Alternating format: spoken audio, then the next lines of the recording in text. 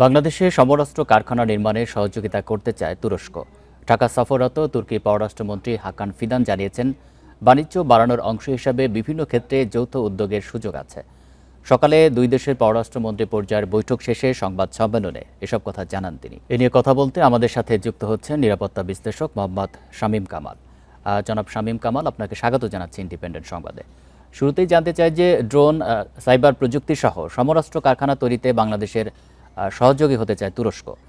সমরাস্ত্র কারখানা হলে বাংলাদেশের আসলে কি কি সুবিধা হবে? আপনাকে অসংখ্য ধন্যবাদ। আমাকে করি এটা একটা পূর্ব সুযোগ। সমরাস্ত্র কারখানা এটা বলতে যথেষ্ট উত্তেজিত বা আনন্দিত হতেই পারি, কেননা স্বাধীনতার পরে গত 54 বছরে বাংলাদেশের দ্বিতীয় কোনো সমরাস্ত্র কারখানা গড়ে ওঠেনি। একমাত্র অর্ডিন্যান্স আমাদের যেটা গাজীপুরে আছে। তো এখন বিষয়টা হচ্ছে যে প্রতিরক্ষা ব্যবস্থা একটা বিষয়, এটা রাতারাতি গঠন করা সম্ভব না। আমাদের যে বড় জটিলতা সেটা হচ্ছে যে আমরা ভেবেই নিয়েছি আমরা নিরাপদ, আমরা ব্যবস্থা যথেষ্ট শক্তিশালী, কিন্তু এটা একেবারে অসার চিন্তা ভাবনা, একেবারে খুব ঝুঁকিপূর্ণ একটা চিন্তা ভাবনা।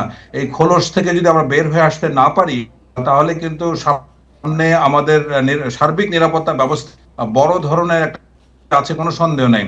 এতদিন আমরা সবসময় কোনো না কোনো দেশের দিকে তাকিয়েছিলাম আমাদের ডেভেলপমেন্টের জন্য, কিন্তু বর্তমান বিশ্বে এখন যে পরিস্থিতি, তাতে তুরস্ক এমন একটি দেশ যার উপরে নির্ভর করা যায়। এক হলো মুসলিম দেশ, দ্বিতীয়ত হলো যে তারা আন্তরিক। আমি পূর্বে জানি 2015 সালেও তুরস্ক বাংলাদেশকে প্রস্তাব দিয়েছিল, কিন্তু কখনোই বাংলাদেশ আপনার তার বৃত্তের বা চিন্তা ভাবনার বাইরে কখনো যেতে পারেনি। যদি তুরস্কের সাথে এই চুক্তি হয়, সেক্ষেত্রে আঞ্চলিক যে ভূ রাজনীতি, সেক্ষেত্রে কোনো প্রভাব পড়বে সরকার কিনা? বিএনপির সামনে একটা অপূর্ব সুযোগ এসেছে, কৃত্রিম বন্ধু হিসেবে তুরস্ক পাশে দাঁড়াতে চায়। আমি জানতে চাচ্ছিলাম যে তুরস্কের সাথে যদি এই চুক্তিটা হয়, সেক্ষেত্রে আঞ্চলিক ভূ রাজনীতিতে কোনো রকমের প্রভাব আসলে পড়বে কিনা? যে আমাকে শুনতে পাচ্ছেন? যে শুনতে পাচ্ছি। হ্যালো। আমি জানতে চাচ্ছিলাম যে যদি এই চুক্তিটা হয়, সেক্ষেত্রে এটি আঞ্চলিক ভূ রাজনীতিতে কোনো প্রভাব পড়বে কিনা? অবশ্যই ভূ রাজনীতিতে বড় ধরনের একটা প্রভাব পড়বে। আমরা মনে করি যে তুরস্ক এখন পৃথিবীতে হাতে গোনা কয়েকটি দেশ যাদের প্রচন্ড সামর্থ্য ডেভেলপ করেছে। তারা পঞ্চম জেনারেশনের এয়ারক্রাফট, এবং তারা যে ড্রোনে এখন ইউএভিতে পৃথিবী এখন এক দখল করে আছে। আপনি দেখুন যে সেন্ট পিটার্সবার্গে জাস্ট এই গত 2-1 দিনের মধ্যে মিসাইল আক্রমণ করেছে। একটা বিশ্ব অর্থনৈতিক একটা প্রোগ্রাম হচ্ছে, এবং এটা কিন্তু ছুড়েছে। ইউক্রেন নাভিশ্বাস তুলে দিয়েছে রাশিয়ার শুধুমাত্র এই তুরস্কের এই ড্রোন এবং মিসাইল দিয়ে। সুতরাং তাদের সক্ষমতাটা সেই পর্যায়ে। আমরা যদি বুদ্ধিমান হয়ে থাকি, আমাদের যদি জ্ঞান ফিরে থাকে, আমরা যদি সম্বিত ফিরে থাকে, তাহলে এই অপূর্ব সুযোগকে আমাদের জোর নিশ্চয়ই সেই সুযোগ সরকার নেবে। আরেকটি বিষয় একটু জানতে চাই যে এই সমরাস্ত্র কারখানা যদি হয়, সেক্ষেত্রে সমরাস্ত্র রপ্তানি করতে আসলে বাংলাদেশ কতটা পারবে? আপনি কতটা আশাবাদী?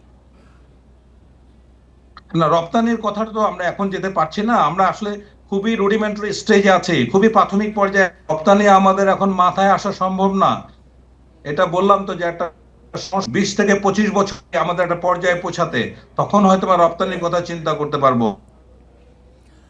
আরেকটি বিষয় একটু জানতে চাই যে তুর্কি শুরু করেছে। জি, নিশ্চয়।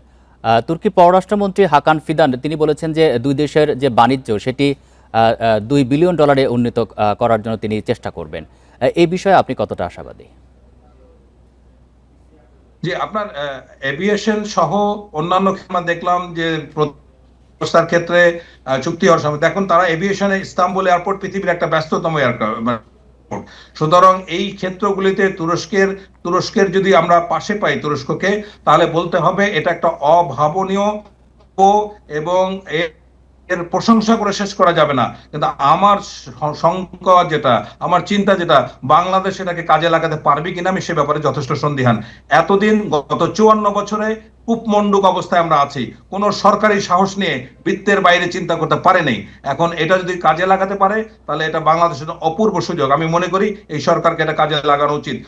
দেশের নিশ্চয়ই সরকার ভবিষ্যৎ সেই নিরাপত্তার সুযোগটা কথা কাজে চিন্তা করে। লাগায়। আপনাকে অসংখ্য ধন্যবাদ দিচ্ছি এতক্ষণ আমাদের সাথে আলোচনায় থাকার জন্য।